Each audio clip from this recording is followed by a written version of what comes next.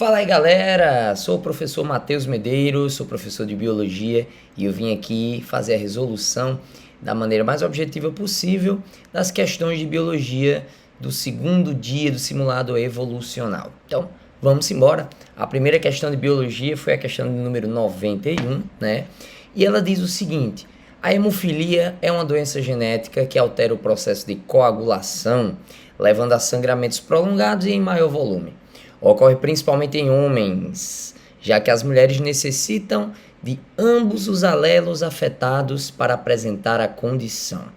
O diagnóstico deve ser feito a partir de um teste genético que permite estabelecer as melhores estratégias terapêuticas. Essa condição genética possui caráter. Bom, vamos lá.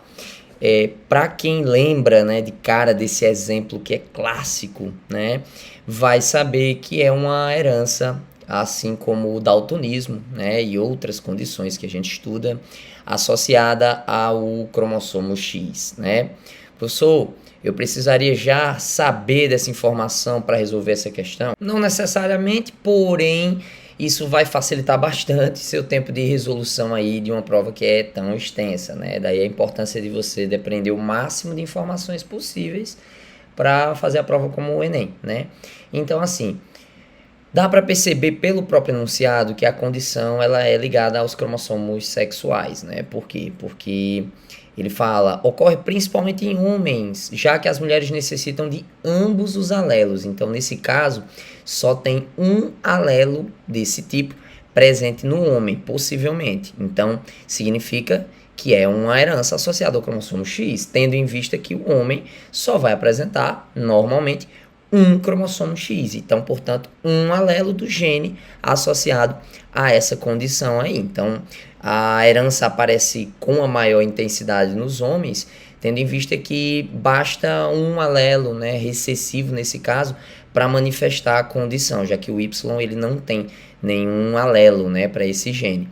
E aí, no caso das mulheres, né, ela pode apresentar um dos alelos recessivos em um dos seus cromossomos X, mas se ela apresentar um alelo dominante no seu outro cromossomo X, então nesse caso ela não vai manifestar a condição, né? Então ela vai ser XDzinho, XDzinho para ter hemofilia. Já o homem basta ser XDzinho Y que ele já vai ter essa condição, né? Então, indo agora para o comando da questão, essa condição genética possui caráter. Letra A. É ligado ao cromossomo Y? Não, porque quando a gente tem uma herança holândrica, que é essa que afeta, né, genes no cromossomo Y, na região não homóloga do Y, só os homens, só os indivíduos do sexo masculino é que vão apresentar a condição. Então, não é autossômica, né? A gente já sabe aí que podemos anular tranquilamente a C e a D, né?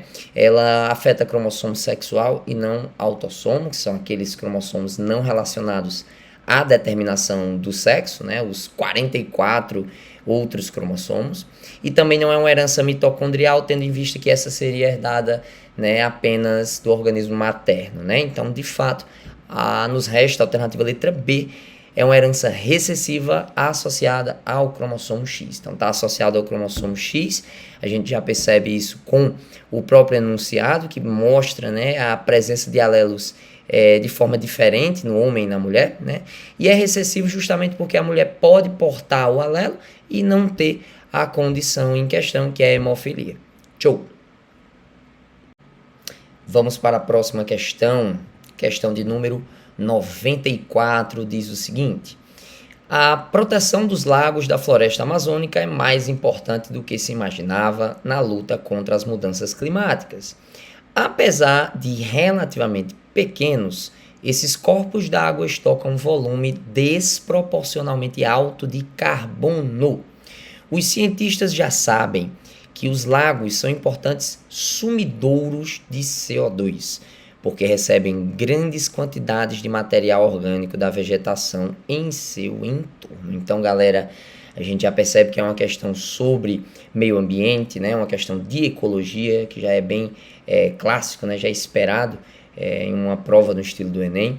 E aí a gente vê o enunciado inteiro falando ali naquele sequestro de carbono, né? Naquela captura do CO2, que está principalmente relacionado ao efeito estufa, tendo em vista que é um gás que consegue reter bastante calor, né? Então vamos aqui para o comando dessa questão que diz assim: a preservação dos lagos da floresta amazônica, de acordo com o texto, minimiza a intensificação do ou da.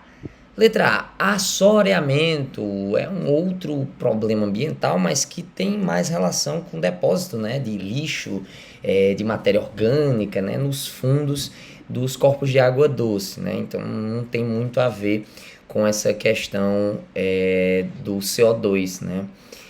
Letra B, desmatamento. Então, reduzir os níveis de CO2 na atmosfera, né, não vai reduzir os índices de desmatamento, tendo visto que isso tem muito mais a ver com a ação do homem, né?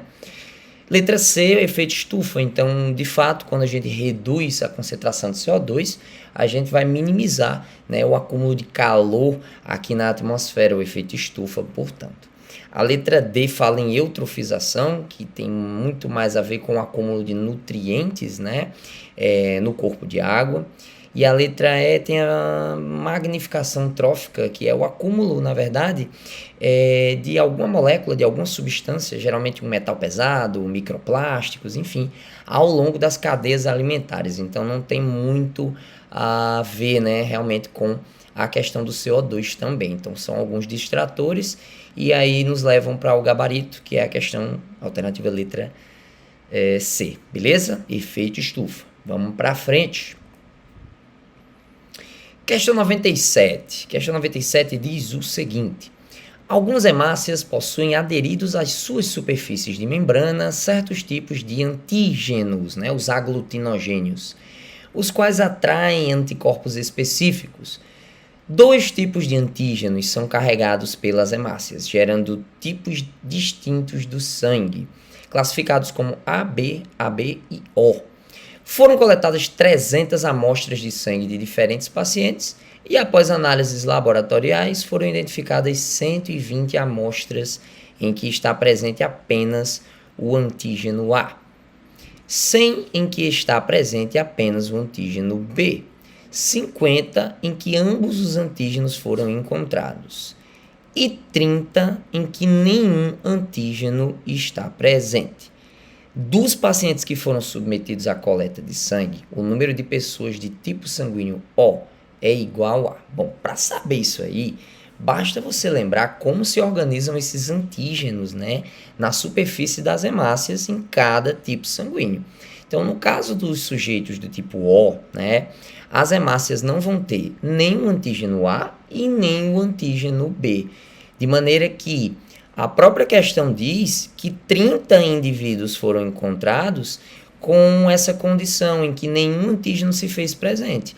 Então, automaticamente, o número de pessoas é exatamente 30. 30 pessoas não têm antígenos na superfície das suas hemácias, isto é, 30 pessoas têm o tipo sanguíneo O. Então, a alternativa correta de cara já é a letra A, tá bom?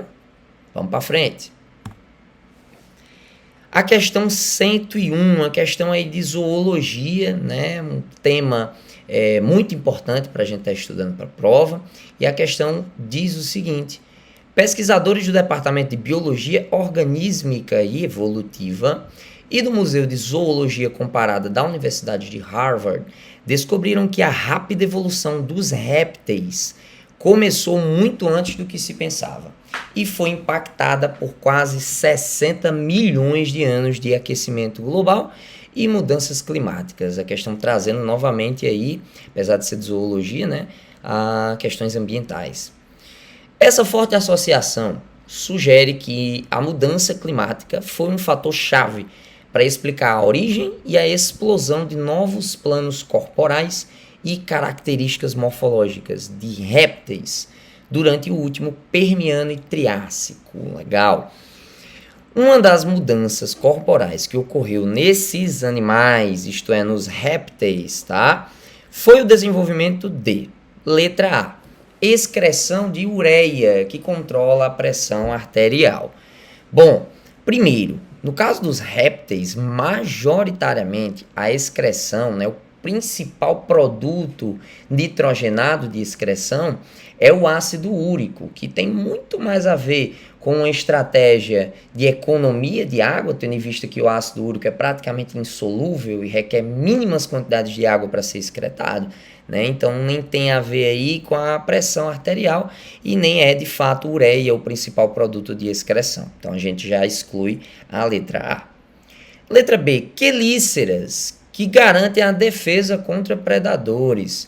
Galera, quelíceras são estruturas que a gente vai encontrar em um grupo de invertebrados, de artrópodes, que são os chamados quelicerados, né? O grupo que inclui aí o escorpião, inclui as aranhas, então não tem nada a ver realmente com os vertebrados, especialmente aí os répteis, já excluímos também.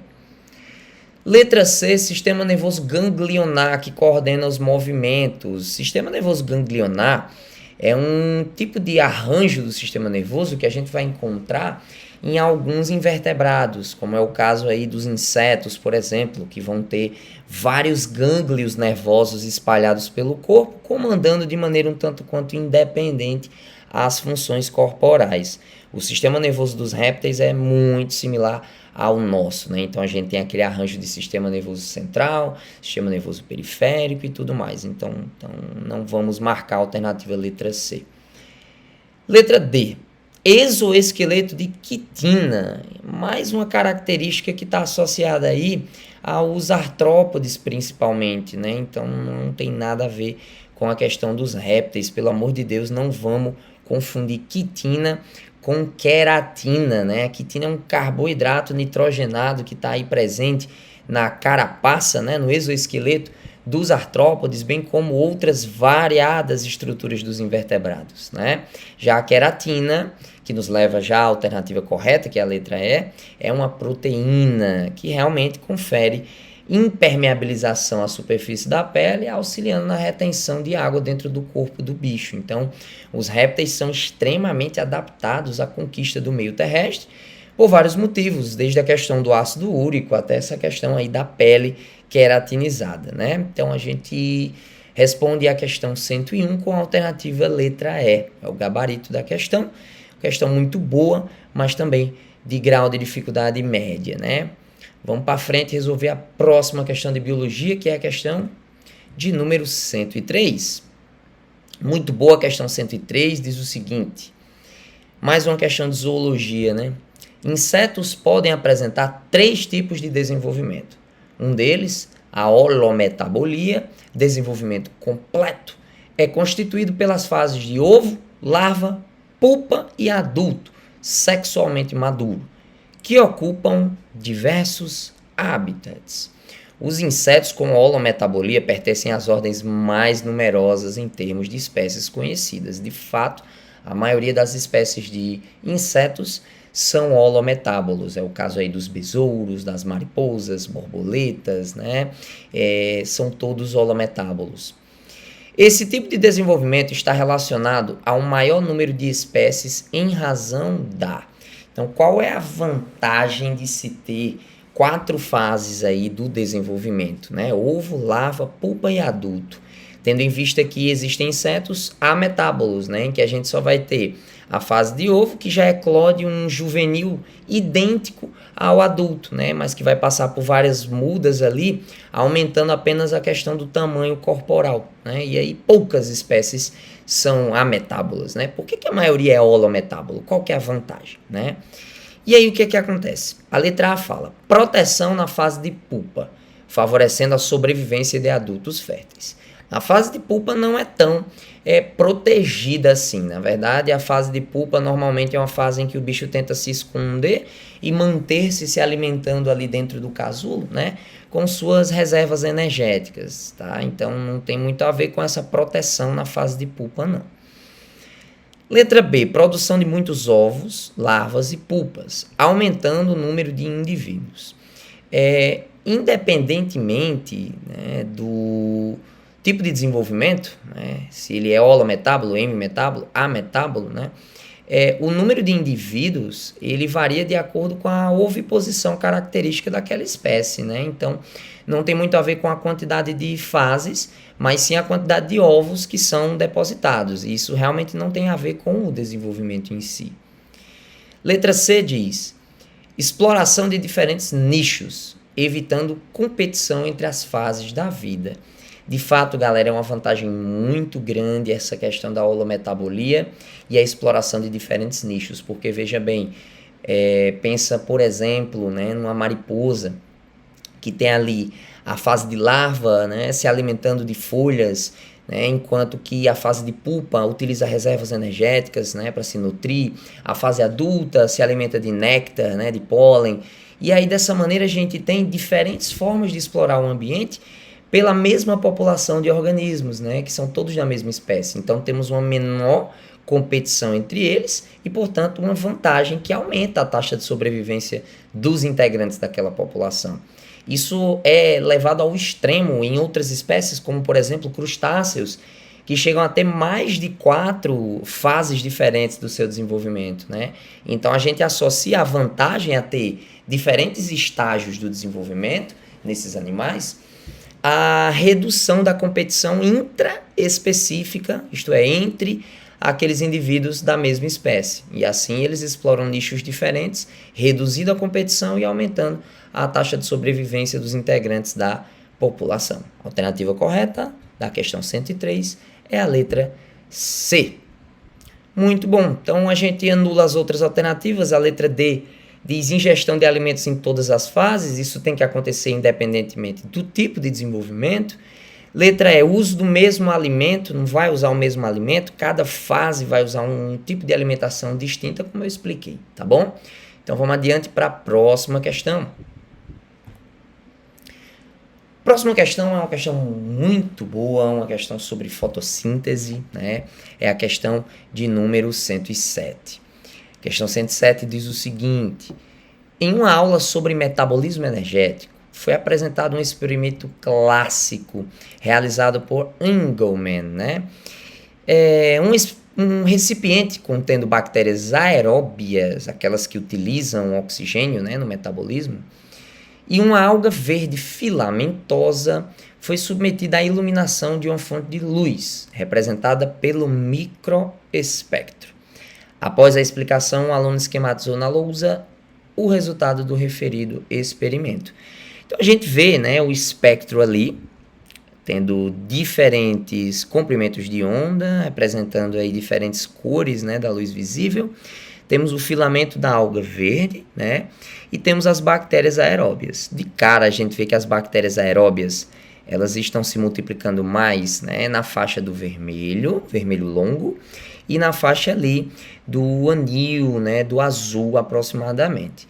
Que isso é algo que a gente já debate em sala, a gente não precisa nem rever esse experimento aqui na questão, porque a gente já recorda, né, que o espectro, né, de eficiência na fotossíntese ele é maior naqueles comprimentos de onda próximos ao vermelho e próximo ao azul, né? E aí vamos ver o que é que ele pergunta. Considerando a figura, a faixa do espectro, né, em que a alga possui maior taxa de realização fotossintética é a do.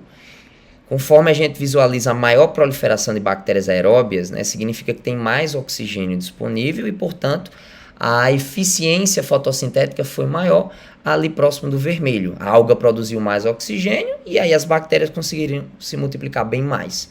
A alternativa correta, então, é a alternativa letra E.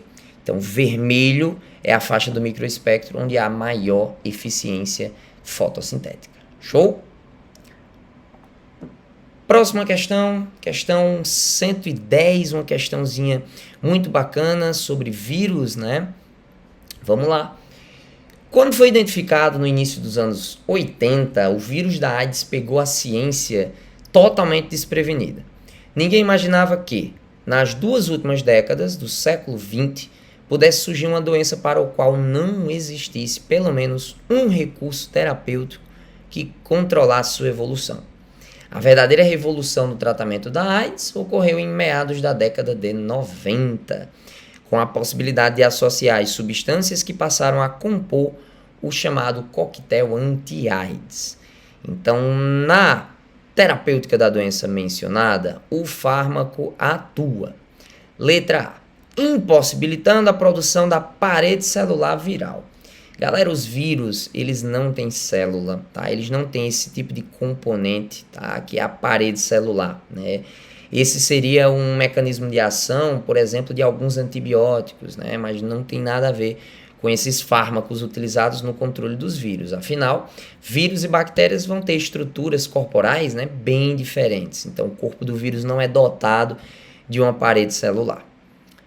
B. Estimulando o sistema imunológico do hospedeiro. Então, não é o nosso alvo, né? De fato, o sistema imunológico do hospedeiro é atacado pelo vírus, né? Mas não há muita eficiência em tentar melhorar o nosso sistema imunológico para combater o vírus, tendo em vista que naturalmente há uma dificuldade muito grande do corpo humano combater o HIV, né? O vírus que causa AIDS. Letra C. Impedindo ou retardando a replicação viral. Aí sim, né? De fato, o uso desses fármacos antivirais visa atacar diferentes momentos, né, da replicação do vírus, desde o momento da penetração do vírus na célula, a síntese, né, de DNA a partir do seu RNA, a questão das enzimas virais, como a transcriptase reversa, a integrase, são os alvos, né, normalmente desse tipo de terapia. Então a gente utiliza os antivirais para combater os diferentes momentos do ciclo de replicação do vírus. Então a alternativa correta na nossa questão 110 é a alternativa letra C, beleza? A letra D fala em remover toxinas produzidas pelo vírus. O vírus não vai produzir toxinas, né? Ele vai se multiplicar dentro dos linfócitos TCD4, são células importantíssimas do nosso sistema imunológico e eventualmente vão provocar um ciclo, né, de replicação com destruição da membrana plasmática e consequentemente morte dessas células. Daí a depressão no sistema imunológico ser algo natural e gradual ao longo dessa infecção viral. Letra E, combatendo o processo de inflamação. Não vamos usar algo que combate a inflamação não, porque os mecanismos da inflamação são importantes demais para a gente conseguir combater os diversos tipos de infecção. Então, não é legal piorar a situação de quem já está imunocomprometido utilizando esses efeitos anti-inflamatórios, tá? Então, de cara, sem dúvida, temos a alternativa letra C como a alternativa correta. Próxima questão, questão 11, mais uma questão de ecologia, uma questão tranquila, né, que diz o seguinte: a poluição do ar é um dos maiores problemas ambientais da atualidade, comprometendo a saúde e a qualidade de vida das populações. A OMS estima que mais de 4 milhões de pessoas morrem prematuramente no mundo em decorrência da poluição do ar. Cerca de 90% da população mundial está exposta a níveis de concentração de poluentes acima dos recomendados pela OMS. A poluição atmosférica acarreta diversos problemas ambientais, como, por exemplo, o efeito estufa, a chuva ácida e a destruição da camada de ozônio. Alguns dos gases poluentes mais comuns são o Cl2, o CO2, o NO, o NO2 e o SO2. Então temos aí, né, os principais gases poluentes, né, o monóxido, o dióxido de carbono, os óxidos de nitrogênio, os óxidos de enxofre, né, e até mesmo as substâncias formadas a partir do cloro, como é o Cl2, né. Para reduzir o efeito estufa, então temos aí um foco em um dos problemas ambientais que é intensificado por alguns desses gases. É necessário diminuir a emissão de qual dos gases citados acima. Então, o principal gás relacionado ao efeito estufa, galera, é o CO2, devido à sua grande capacidade de reter calor. Então, a alternativa correta é a letra B. A gente não vai associar aos óxidos de nitrogênio e de enxofre, né, que eles estão mais associados com a questão da chuva ácida, a precipitação ácida. Apesar de alguns desses óxidos terem a ver com o efeito estufa, o principal agente aí no efeito estufa é o CO2, né? E o Cl2 ele está mais relacionado com a questão da destruição da camada de ozônio. Então, de fato, sem sombra de dúvidas, temos aí a alternativa letra B.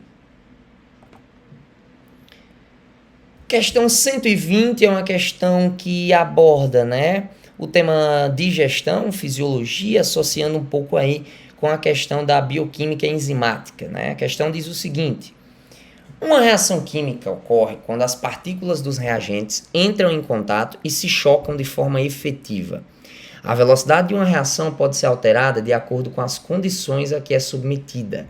Por exemplo, aumentar a superfície de contato aumenta o número de colisões efetivas entre as partículas e, consequentemente, a reação ocorre de forma mais rápida.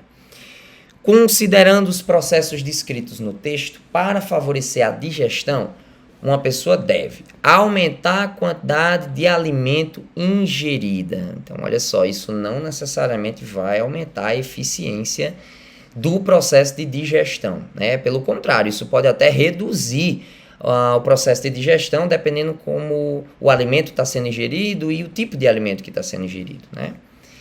Letra B. Fazer grandes intervalos entre as refeições não vai garantir que haja um aumento da eficiência dessa digestão, ela está mais relacionada com outros fatores, né?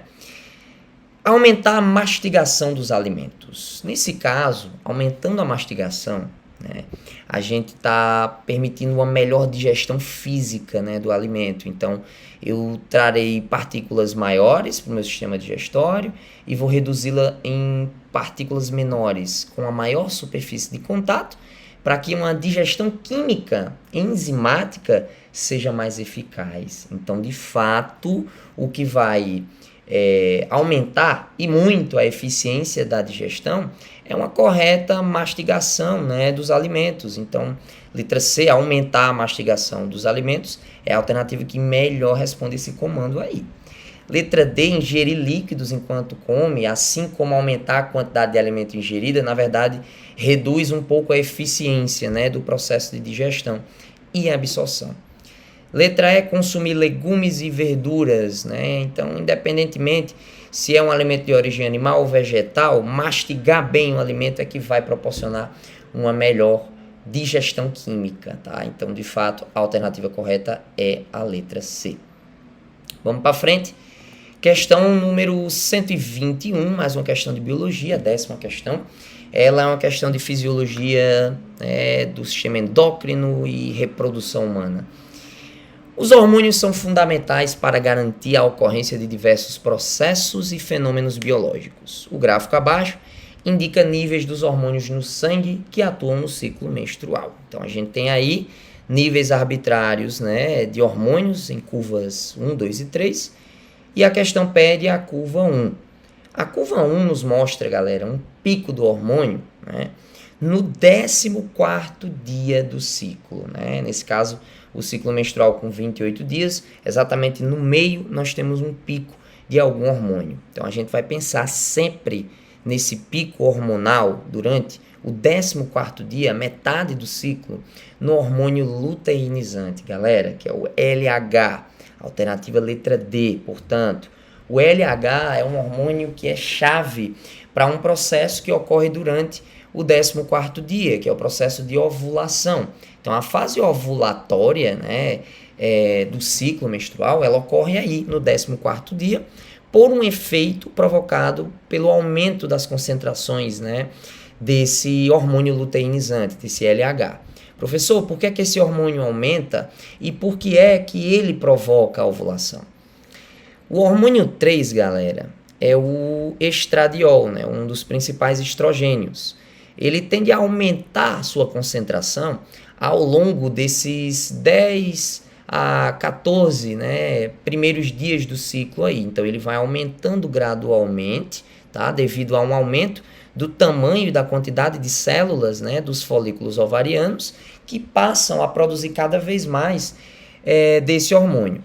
Um pico de estradiol, que é um hormônio ovariano, né, lá na corrente sanguínea, tende a atingir a hipófise, né, e provocar um efeito, que é o efeito de feedback positivo na liberação do LH, que seria o hormônio 1. Né? Então, o hormônio 3, o estradiol, ele vai aumentando sua concentração e causa um feedback positivo no LH, na hipófise. Né? E a hipófise libera o seu hormônio hipofisário, um deles, que é o LH. Então, o LH aumenta a sua concentração. E o que é que ele vai fazer, professor? Ele vai para a corrente sanguínea, vai chegar lá nos folículos ovarianos, que estão, obviamente, no ovário, e vai provocar o rompimento, né? Um efeito inflamatório que rompe aquele folículo ovariano, de fato que ele faz uma liberação, né, do gameta feminino que será futuramente fecundado ou não, né? Então, de fato, a alternativa correta aí, não tem o que fazer, é a alternativa letra D, o hormônio luteinizante, é esse que aparece com o pico, né, elevadíssimo no 14º dia. De cara, bateu o olho, a gente já sabe que é o LH. Show? Questão 11 diz o seguinte, a 11ª questão de biologia, é a questão 123, mais uma questão aí envolvendo, né, meio ambiente, envolvendo aí também a questão das algas. Uma mancha escura na praia das Astúrias, no Guarujá, litoral paulista, atraiu a atenção de banhistas. A Secretaria Municipal do Ambiente afirmou que se trata, né, de um fenômeno provocado por algum desequilíbrio ecológico que causa a proliferação acelerada de algas marinhas. Os organismos que tiveram sua concentração aumentada, mencionados no texto, isto é, as algas, né? Letra A, são produtores? São de fato, já que produzem seu próprio alimento e liberam oxigênio. Então, a alternativa correta de cara é a letra A, que descreve muito bem os organismos que estão se proliferando e causando essa mancha escura aí, né? Que muitas vezes é chamada de maré, né, vermelha. Muitas vezes nem é vermelha, né? Mas é um fenômeno que acontece naturalmente, né, no litoral, na água de muitas regiões litorâneas. Letra B, apresentam diferentes pigmentos que garantem defesa contra predação. Os pigmentos eles estão bem mais associados à fotossíntese, tá? Letra C, atuam como decompositores, uma vez que realizam a reciclagem de nutrientes. Nananina não, os decompositores são as bactérias, né, e são os fungos. As algas não atuam na cadeia alimentar como decompositores, tá bom? São consumidores secundários? Não são, são estritamente produtores, né, dentro da cadeia. Produzem substâncias ácidas responsáveis pela deterioração de esqueletos de carbonato de cálcio. Na verdade, essas algas, né, elas vão capturar mais CO2 e vão reduzir essa acidificação na região para ser mais preciso aí na correção dessa letra E, tá bom? Então, não. A alternativa correta, de fato, é letra A. As algas são produtores, são autótrofos e liberam oxigênio aí durante o processo fotossintético. Vamos para a próxima. A próxima questão 127, diz o seguinte. Uma questãozinha de botânica, né, galera? As adaptações dos organismos muitas vezes não são aleatórias, ao contrário, são resultado de um intenso e longo processo de seleção natural. Características morfológicas e fisiológicas mais vantajosas são selecionadas pelo meio ambiente e perpetuadas nas espécies e permitem a ocorrência e eficiência de processos biológicos. Sendo assim, diante da seleção de uma determinada característica em 2 grupos de plantas terrestres, é permitida a reprodução independente da água. Os 2 grupos de plantas independentes da água para reprodução, tu não pode esquecer de jeito nenhum. São as gimno e as angiospermas, tá bom? Mas vamos lembrar por que elas são independentes. A característica que garantiu a ocorrência do processo citado é, letra A, proteção do embrião pelo gametófito. Na verdade, essa característica, galera, ela vai estar presente em todas as plantas terrestres, tá? É inclusive uma das características que distingue as algas das plantas terrestres. Então, briófitas, pteridófitas, gimno e angiospermas desenvolvem essa característica que a gente chama de matrotrofia, que seria essa proteção e nutrição do embrião pelo organismo materno, pelo gametófito materno. Letra B. Aparecimento de vasos condutores. Os vasos condutores surgem lá nas pteridófitas, né? Xilema e floema aparecem nas plantas traqueófitas, mas não traz diretamente independência da água para reprodução, tendo em vista que as pteridófitas são plantas dotadas de floema e de xilema, né? Mas a samambaiazinha lá depende da água no seu processo reprodutivo. Então, não são os vasos condutores que trouxeram essa independência da água na reprodução. Letra C. Desenvolvimento de tubo polínico. Aí sim, o tubo polínico é uma estrutura que se forma a partir dos grãos de pólen, né? E literalmente, pessoal, guia o encontro do gameta masculino, que está dentro do grão de pólen, com o gameta feminino, localizado em estruturas mais internas da parte reprodutiva feminina da flor, o carpelo, né? E dessa forma, não há dependência da água para esse processo de encontro dos gametas, como ocorre nas briófitas e nas pteridófitas, né? A gente precisa de uma películazinha de água para o gameta masculino se deslocar até o gameta feminino. Então, a alternativa correta, letra C, foi o tubo polínico que garantiu a independência da água para a reprodução. Esse ponto já foi abordado várias vezes, tanto no Enem quanto em outros vestibulares. A letra D fala no surgimento de sementes. As sementes têm a ver mais com a reprodução, a taxa, na verdade, de sobrevivência, dos descendentes, né? O embrião fica lá retido dentro da semente, a partir das gimnospermas e também nas angiospermas. Então, o processo de surgimento de sementes também ocorre nessas plantas, porém está mais associado, né, ao aumento da sobrevivência do embrião, por ter uma maior proteção, uma maior nutrição. Presença de flores é algo que a gente só vai visualizar nas angiospermas, tá, galera? Então aqui não resta dúvida, a alternativa correta é a letra C. Vamos embora para a próxima questão. A questão 129 diz o seguinte: alimentos estragados, câncer de pele e terapia fotodinâmica têm algo em comum, um processo chamado oxidação de membrana celular, a qual é formada por moléculas estruturais que tendem a sofrer oxidações, tornando as membranas permeáveis e promovendo a morte celular. A luz provoca a ativação de fotossensibilizadores, que transferem energia para o oxigênio molecular, produzindo uma forma muito reativa, o oxigênio singlet, que oxida e modifica a principal molécula envolvida com a estruturação da membrana plasmática. Esse fenômeno é denominado de fotooxidação. De acordo com o texto, a molécula mais afetada pela oxidação é... Como é que a gente vai saber? É só a gente pensar no principal componente da membrana plasmática. E aí, letra A vai ser água? Não. Letra B, colesterol? Também não. Mas, professor, não tem colesterol na membrana? Tem, se for a membrana de uma célula animal, e ainda assim existem coisas mais abundantes na membrana que, portanto, serão afetadas com maior intensidade. Letra C, glicocálice. O glicocálice é um conjunto de carboidratos, né, que estão ali na superfície das células animais, né? Então, como ele fala que a molécula atingida são as principais moléculas da membrana plasmática em si, a gente vai precisar em lipídios e não em carboidratos. A gente pensa mais nos lipídios aí. E aí temos a letra D, fosfolipídios, que são os principais lipídios da membrana plasmática. A letra E é um distrator pesado, né? O oxigênio não vai sofrer a oxidação e não é o principal componente da membrana, tá? Letra D, de fato, os fosfolipídios são os principais componentes da membrana. Então, quando eles são oxidados, né, eventualmente isso provoca a liberação de moléculas inflamatórias, isso provoca rompimento de membrana e até a morte celular propriamente dita. Então, é um efeito bem danoso mesmo, atacando esses fosfolipídios de membrana. Vamos para a próxima questão, penúltima questão.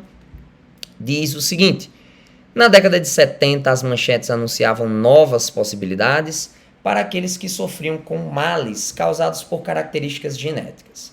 A tecnologia baseada na introdução de genes sadios da própria espécie em células doentes com o uso de técnicas de DNA recombinante, apesar de estudada desde o período em questão, ganhou protagonismo na ciência contemporânea após a conclusão do projeto Genoma Humano em 2003. Qual é o procedimento biotecnológico empregado no tratamento dessas características genéticas mencionado no texto. Letra A, impressão genética. Galera, esse processo inteiro não tem a ver com impressão genética, que é, na verdade, algo associado com a identificação de pessoas, né?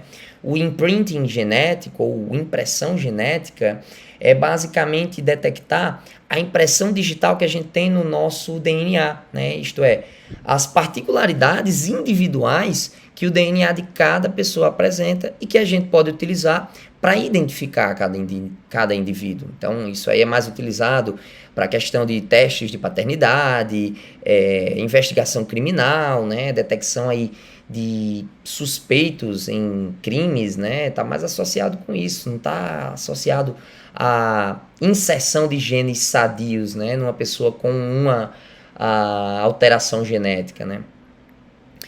Letra B, entretanto, aí sim, é terapia gênica. Na terapia gênica, veja bem, a gente não vai alterar o DNA inteiro daquele sujeito. O que é que a gente faz na terapia gênica?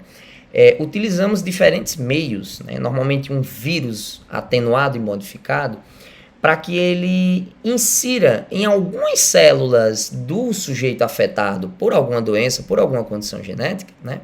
Para que haja inserção, né, de cópias de um gene saudável que aquela pessoa não produz, né? Aquela pessoa tem um patrimônio genético contendo algum gene defeituoso. Então, a gente, por meio da terapia genética, introduz esse gene saudável em algumas das células, normalmente as principais células afetadas no sujeito. Então, isso acaba amenizando, né, os impactos daquela condição naquele sujeito. Mas perceba, não é algo permanente, porque eventualmente essas células serão recicladas e aí a gente precisa utilizar novamente essa terapia genética.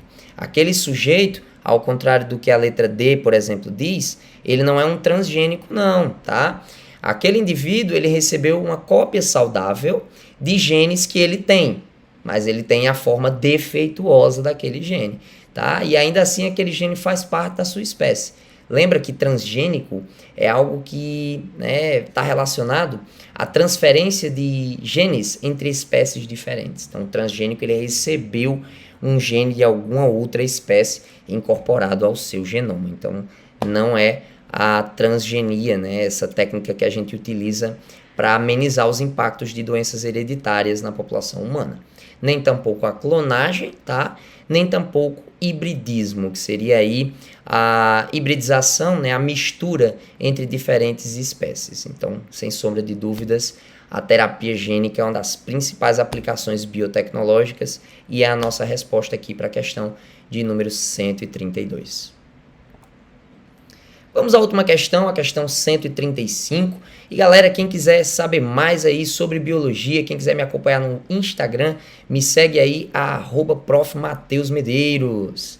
Questão 135 diz o seguinte: o terceiro sábado do mês de outubro foi instituído como Dia Nacional de Combate à Sífilis e à Sífilis Congênita, e tem como objetivos estimular a participação dos profissionais e gestores de saúde com vistas a enfatizar a importância do diagnóstico e tratamento adequado da sífilis, a qual é causada pela bactéria Treponema pallidum.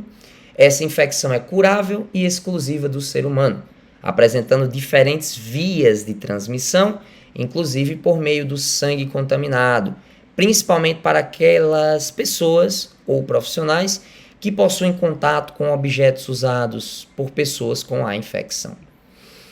Uma medida efetiva para combater o tipo de transmissão mencionada é, letra A, realização de exames constantes durante o pré-natal, né? Então, o exame pré-natal ele não vai evitar, né, a transmissão dessa doença, né, da sífilis, e está mais relacionado a uma via de detecção, né, da sífilis e não realmente, de fato, associada a um combate à transmissão.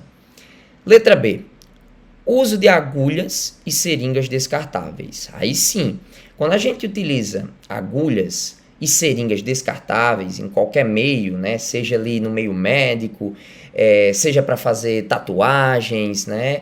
Ou até mesmo é importante lembrar da questão dos usuários de drogas, né? Muitas vezes eles compartilham aquelas seringas e aí a gente tem a transmissão de várias doenças, incluindo HIV, hepatite B e a própria sífilis. Então, o uso de agulhas e seringas descartáveis é uma medida eficaz de evitar a transmissão, né, de combater a transmissão dessa e de outras doenças, tá? Galera, muita gente perguntou sobre a letra C, o uso contínuo e preventivo de antibióticos. Usar antibiótico não é legal. De fato, a gente só usa quando realmente é necessário. O uso de antibióticos pode prejudicar bastante as bactérias, né, que são benéficas e que estão presentes nas suas microbiotas, como por exemplo na microbiota intestinal. Então, vai trazer muito mais prejuízo do que benefício, né? Além de não combater a transmissão da sífilis, né, e de nenhuma bacteriose. O uso de antibióticos é para combater uma doença que já está em curso, ou seja, o cara que tem sífilis é que vai utilizar esse antibiótico. Então a gente não usa antibiótico assim de maneira preventiva e continuada, porque ela tem impactos prejudiciais e ela não tem um caráter preventivo, ela tem um caráter de tratamento. Letra D, uso de pílulas anticoncepcionais. Confia, né? Muita gente acha que o uso de uma pílula anticoncepcional vai evitar a transmissão de ISTs, como é o caso da sífilis, né? E na verdade, de maneira alguma, né? O uso de pílulas anticoncepcionais vai reduzir a chance de uma gravidez, né? Uma gravidez não programada, não vai prevenir doença alguma. Letra E, emprego de máscaras faciais, né? O uso das máscaras faciais não vai proteger, né, contra a transmissão dessas ISTs aí, incluindo a sífilis, né? Então, de fato, a alternativa correta é a alternativa letra B de bola. Show? Então, por aqui nós encerramos a nossa resolução. Me sigam lá no Instagram, @profmateusmedeiros, e vamos nessa!